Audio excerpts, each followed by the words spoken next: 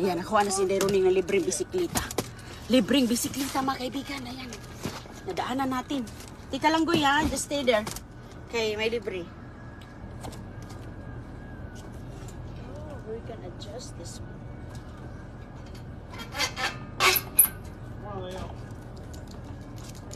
No, can't. Why? You won't sit still.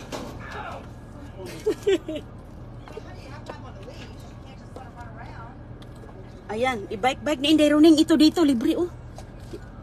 Hala, hindi ka tumagkasya dito sa car? Sit. Leo, sit.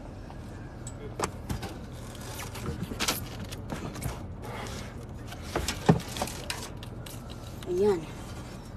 Ay, hindi magkasya sa car. So ngayon, ganyanin lang natin siya. Uwi natin sa bahay. Ayan, oh mga kaibigan, libre. Uwi tayo sa bahay. Dito lang ito sa kapitbahay. Ayan. Ang ganda pa mga kaibigan. Maganda yan. Mag-bike-bike ako dito sa ating lugar. So tayo nag-goy. Hinay-hinay lang tayo kay ayun ang bike nasa likod. Karga ni Inday Roning. Nakalibreng bisikleta. Ayan. Bukas lang yung likod ko kasi nga hindi siya masara. Sa laki. Mahaba siya. Malaki. Maganda yun i-ano natin. Yeah, nadaanan ko mga kaibigan. Yes, that's okay. That's okay, Goy. Kaya ang bike hindi magkasya. Nakadala. Yan. Nakakita kami ng bike na nasa kanto. Nasa kalsada ba? Libre daw. Free. Sus ko mga kaibigan. That's mine now. Yes. Kay mama na yan. Sakay-sakay. Mayroon kang bike. Mayroon akong bike. So mag-bike-bike na tayo, Goy. Yes. And you put your phone, snack, food. Yeah, mayroon din siyang basket. We can lagyan natin yung ating pagkain doon. Mag-ano tayo. Ano ko yan kay Chris. Service ko yan kay Kano. Kasi parang kailangan yung kadina niya. Parang hindi na ginagamit mga kaibigan. Yung kadina niya parang medyo matigas-tigas. Tumigas ang kadina. So ngayon, ayan, kukunin na natin sa labas kasi andito na tayo sa bahay. So ilagay ko yan doon. Hindi naman yung wala naman kukuha yan dito. Okay. Diyan lang kayo Goya kay kunin ni mama. Ayan yung bike mga kaibigan. Kaswerte na ng bike si Inday Roning.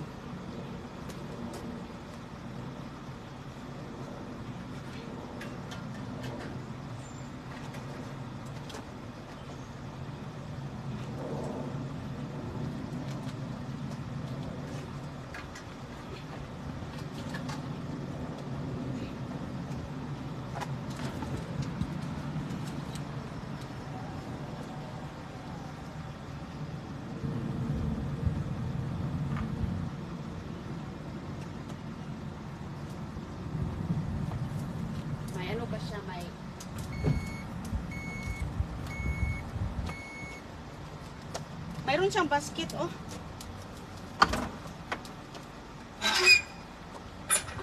Ayan, mayroon siyang basket. Parang maayos pa, oh. May basket siya, oh. Ilagay natin dito, oh.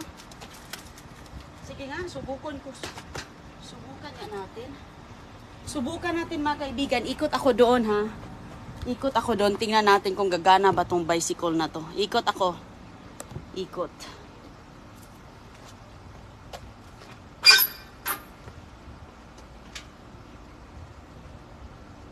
Ikot ako doon kung gagana ba to. Sus, ang taas pala nito. Uy. Ang taas.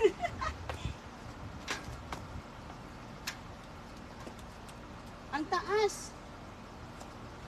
Ay. Mataas siya eh.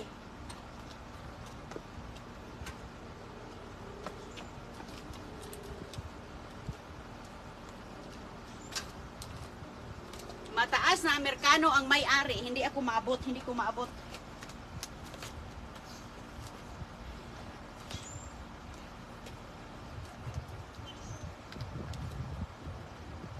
Baka matumba ako nito. Mataas mga kaibigan. Ipa-adjust ko muna ito kay Chris. Sobrang taas. Hindi ako Ayan. Maganda ito, magbike ako dito para naman papayat si Inday. Ma-adjust pala siya, oh. Pwede mong adjustan ito. Ami. Ma-adjustan. Ayos, ayan. Ang ganda. Ang ganda ng bike. Oh, may libre, oh. Yan, oh, nilagyan nila, oh. Nakita ko kasi mga kaibigan. Ay, may lalagyan pa ng tubig. Ayan, maganda siya. Ang laki lang. Ang tangkad, mga kaibigan. Tingnan nyo nga, oh. Hanggang ano sa akin, hanggang dito. Ang taas, kaya hindi ako makaganon. So, kailangan nating ibaba yung upuan. May adjustment po dito sa upuan. Ayan.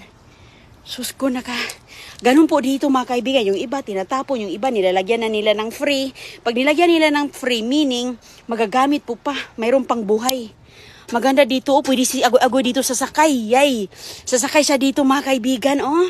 Hala, excited ako. Kompleto, may ilaw. So ito, ipatingin ko lang kay hala, kompleto, oh, mayroong hangin. Oh, ayan, oh, sus ko, nakaswerte na si Inday Roning, oh. Ayan, oh, hala ka. Sabi ni agoy-agoy, dito ko daw ilalagay yung aking mga pagkain daw namin. May basket. Hala, ayos na ayos, mga kaibigan ba. So dito ko lang yan ilalagay, wala namang manguha dyan. Kasi yan dito naman sa bahay, eh. Wala namang manguha ata dito. So dyan lang yan ilagay ni Inday Roning. Okay. Pupunta kami sa simbahan ni Agoy-Agoy. Hala ka, nalit na kami. Pupunta kami sa simbahan, mga kaibigan. Naka-spot ako doon. Ay, mag-bike-bike na tayo, Goy. Mag-bike na tayong tatlo. Okay? Pag-uwi ni Chris. Pag-uwi ni Chris mamaya. Ayan, doon ko lang yung ilagay. Sa labas. Ayan, doon na siya nakaparking, oh. Hala, excited ako, matangkad na Amerikana ang may-ari nun. Pambabae yun na klase, eh. Hindi yun pang lalaki. Ayan, mga kaibigan. Ang ganda. At least mag-ikot-ikot tayo dito sa kalsada. Maganda. Si G, hindi pa naman siya masyado si Agoy-Agoy. Malakas na itong magpatakbo si Agoy-Agoy sa kanyang yung balance na bisikleta niya. Mamahalin din yung bike na yun kasi matangkad, mataas.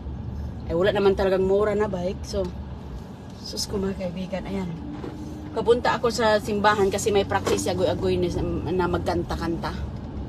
So, ngayon, ayan po, nakita tayo, nalit na tayo, Goy. So, pag magtingin-tingin ka dito sa mga lugar, sa mga bahay-bahayan ng mga Amerikano, ay, mayroon sila dyang nakalagay sa kanto. So, minsan, nakatambak lang. Basta nasa labas na po, meaning, dispose na. Ayun talaga, inilagyan niya ng free. So, pag ganyan is, yung iba kasi hindi nila kinukuha dahil hindi pa maayos. Pero ako, mga kaibigan, kinukuha ko man. Kinukuha ko kahit walang nilagay na free. Basta, sa tingin natin ay maayos pa ba. Ayan, Goy, excited ka na, Goy? Mag-bike tayo ni Mama? Ha? Maya, pag-uwi natin galing sa, kaso ang init. Ang init, mag-bike-bike ko, pero mamayang hapon pag wala ng araw. Sus ko. Init dito, mga kaibigan, ngayon, no?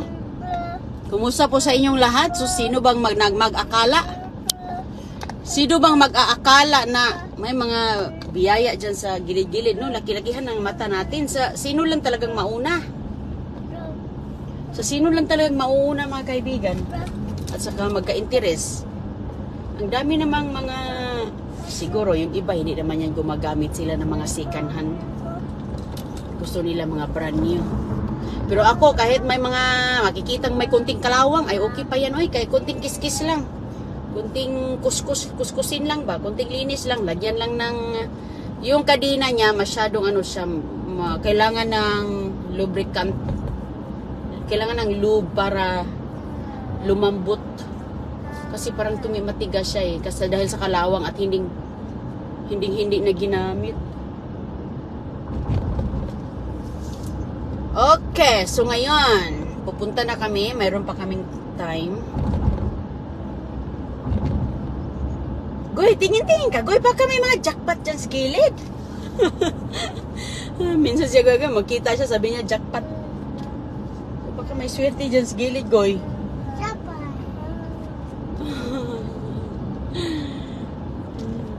Excited na tuloy ako kasi maganda yan sa ating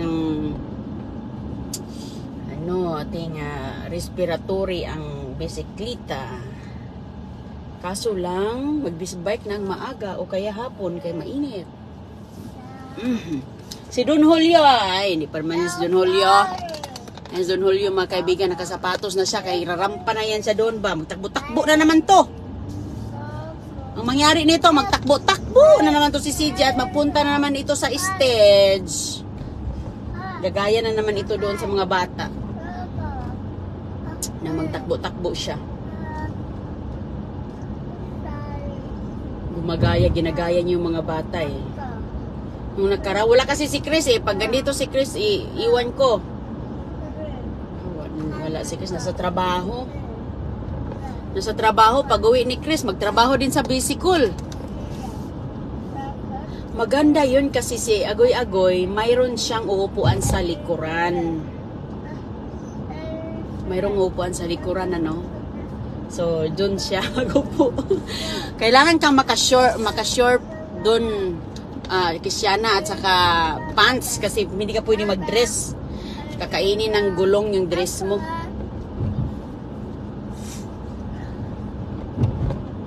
Yan lang yung kagandahan. Ang laki ng bike, mga kaibigan, hindi nga magkasya doon sa likod.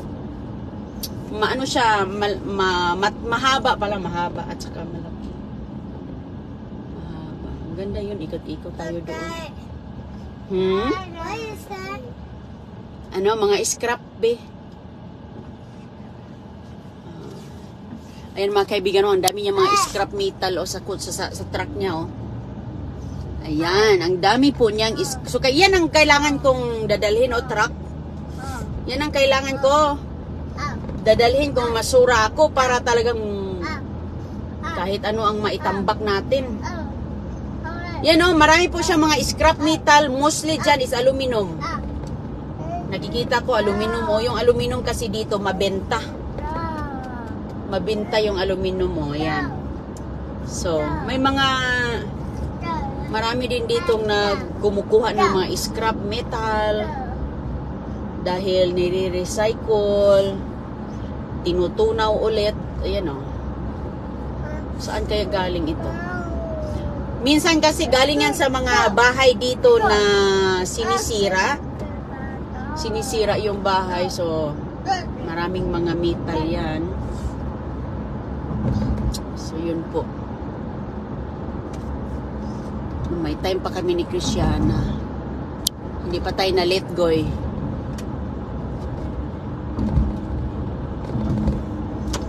At least nakapang-hits pa.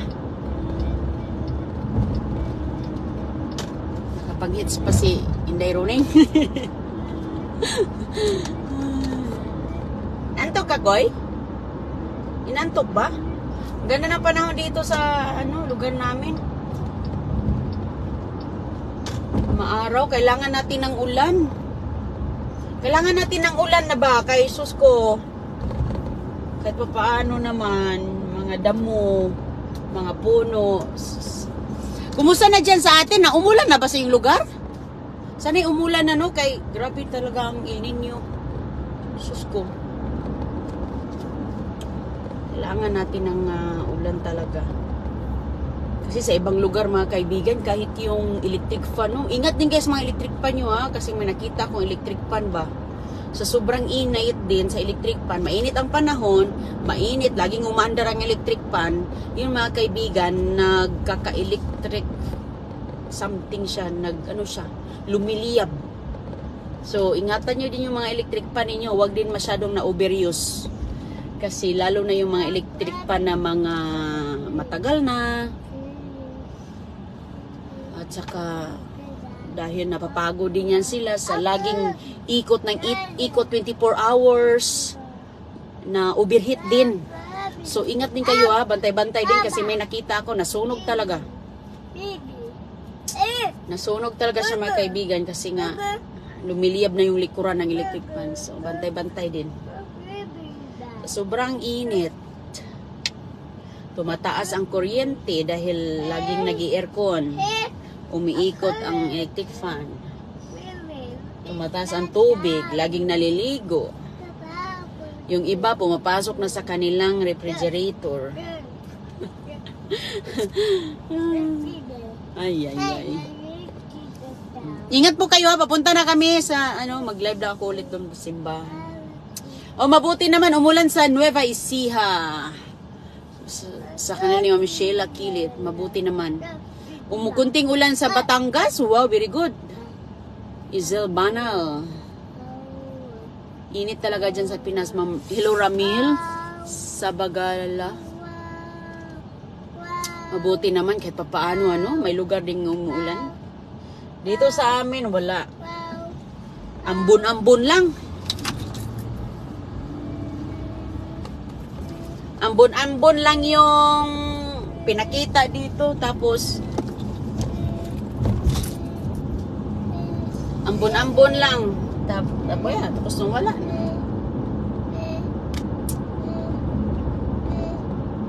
Ay, ay.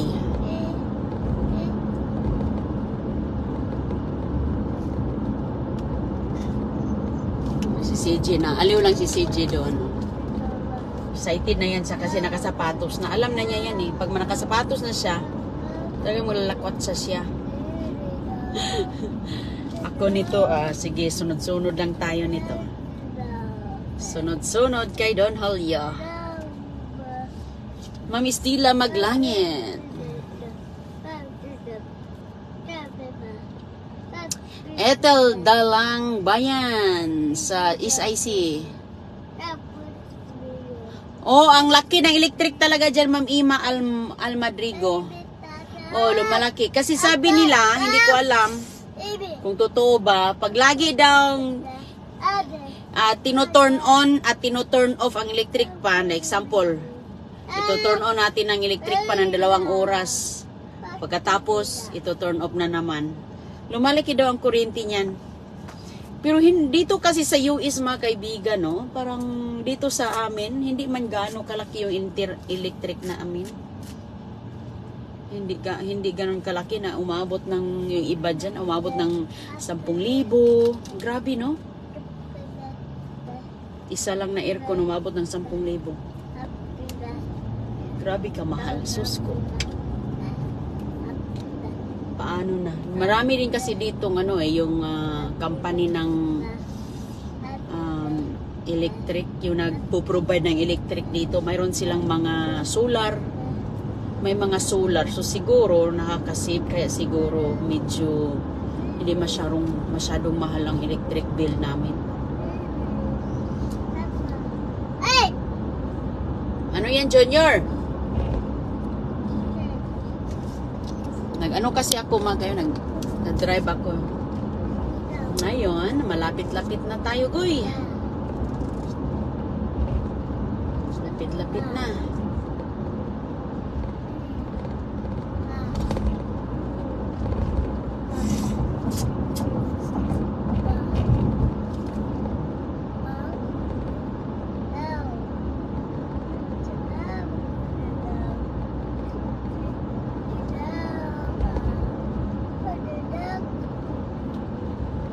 Ano yung pinagsasabi mo, CJ?